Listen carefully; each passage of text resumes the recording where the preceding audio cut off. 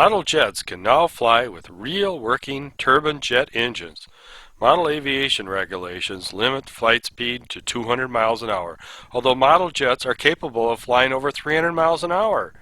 Static thrust of the jet engine is limited to 45 pounds for a single engine, and the pilot must qualify for a jet waiver to fly a model jet. Jet engines work by the suck, squeeze, bang, and blow method, which means a large volume of air is accelerated. The air is drawn in to be compressed, fuel is added to compressed air causing the bang, and the blow is the exhausted air rushing out.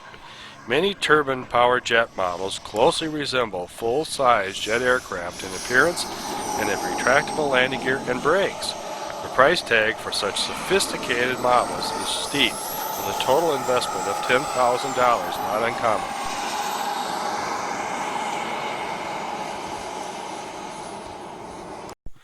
Radio control model airplanes have not only been getting smaller, but larger as well. Gasoline two-cycle engines of 150 cc's or even larger are flying models that weigh close to 40 pounds. Even at that weight, the power-to-weight ratio is amazing, with the engine turning a propeller of over 30 inches in diameter, delivering over 80 pounds of thrust. Such an engine would be a twin-cylinder costing around $1,500 and rated at 16.5 horsepower. The remote control equipment for such a plane could be expensive as well.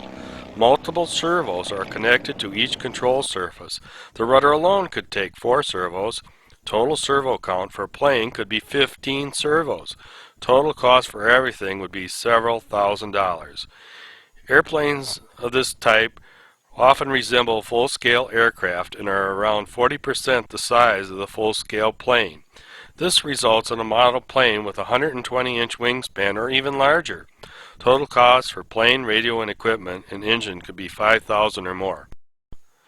When it was introduced, the wattage microflyer was touted as the world's smallest mass-produced radio control aircraft.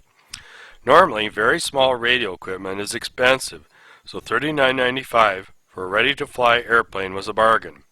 Control is not the smoothest, as pushing buttons on the transmitter moves a tiny magnetic actuator in the rudder one direction or the other. This is not proportional control. There is speed control also. Just the same, for a tiny plane, this was adequate to fly the microflyer. With a geared motor and weighing only 1 ounce, the microflyer has more than adequate power. Flying it indoors is possible, but better left to experienced pilots. Microflyer can break in a hard crash. Foam used in the microflyer is not of the squeezable type, and the prop is in the front. Wattage came out with another similar plane, the Rookie, which was a flying wing with the propeller pushing in the rear. One thing I noticed while flying the microflyer was sharp right turns often resulted in spiral dives towards the ground, making flying exciting. Imagine an airplane powered by an engine that runs on air. That is exactly what Air Hogs model planes, produced by the Spin Master Company, use for power. British inventors John Dixon and Peter Manning had approached Spin Master in 1996 about producing their air-powered model airplane after everyone else they had shown it to rejected it. Spin Master took a gamble and licensed the technology. Much effort was needed to perfect what would become the Air Hog. Spin Master spent over $500,000 over 2 years in perfecting the Air Hog. Air Hog model Sky Shark debuted in 1998 with promotion from spots on TV shows such as The Today Show and Live with Regis and Kathy Lee, and magazine articles in Time and Popular Science. The Air Hog was an instant success, yet for many people the plane was a disappointment, especially younger children. The stability of the Sky Shark wasn't the best, and it was rather heavy. It was crucial the plane was launched correctly, something younger children had trouble with. Included with the Sky Shark was an extra wing, but many Air Hog planes were broken beyond repair. New Air Hog planes would replace the Sky Shark, but they all were rather heavy and unstable and did not include extra parts or the instructional video included with the original Sky Shark. Yet, the idea of compressed air power was rather novel, something that is being attempted in full-scale automobiles. Spin Master also marketed a line of ready-to-fly radio control airplanes starting in 2005, designed by a Hong Kong-based company, Silverlit. The Aero Ace design was simple, inexpensive, and for the most part very difficult to damage. Main material used for most of the plane was a foam that would absorb shock and bounce back into shape. Additionally, the weight was very light.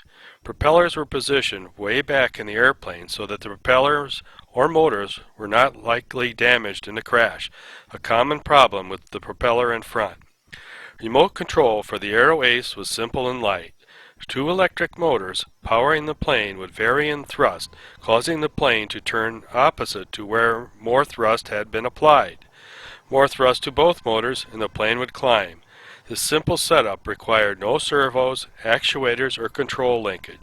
Aero Ace planes come on one of three channels labeled A, B, or C.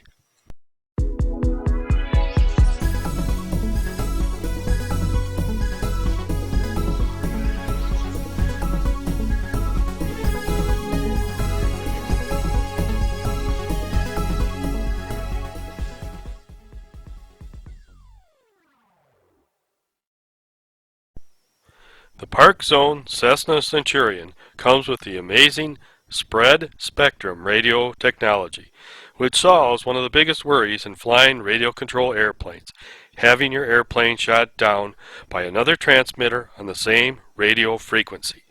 The radio works on the 2.4 gigahertz spot, which is limited to low-power transmitters that must search for others transmitting on the same frequency before locking on an available spot and beginning to transmit. Wireless routers used for computers also share 2.4 gigahertz spot and must search before transmitting also. This is actually an oversimplified explanation of how this operates, but it is really something that radio control enthusiasts have dreamed of. The amazing thing with the radio equipment is how tiny and light it is. Two tiny servos move the rudder and elevator with proportional control. Electronic speed control is smooth as well. One tiny 70 milliamp lithium battery powers the radio equipment for several minutes easily. There is also a Citabria and a slow-fire type plane in this series available. Most likely these planes will be sold in hobby shops and not in toy stores.